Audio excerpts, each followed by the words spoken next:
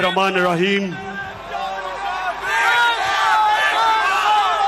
इय्याका नअबुदु व इय्याका नस्तईन।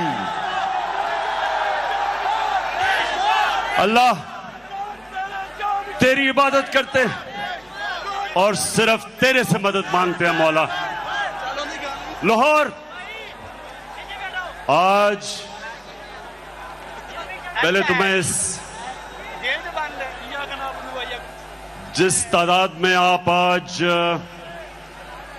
Hockey stadium में आए, जश्न आजादी बनाने के लिए, मैं खास तौर पे अपनी बहनों को खुशामदीद कहता हूं। आज वो मुल्क खुशकिस्मत है जिसकी माएं और बहनें आजादी का जज्बा रखती हैं, जिनमें शऊर होता है।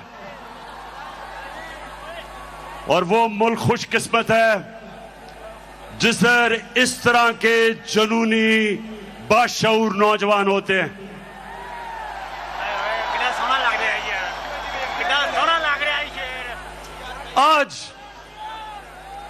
आज आपने तहम्मुल से और बड़े गौर से मेरी बात सुननी है। मैंने आज आपको हकीकी आजादी का रोड मैप देना है, रास्ता बताना है। और मैंने आखिर में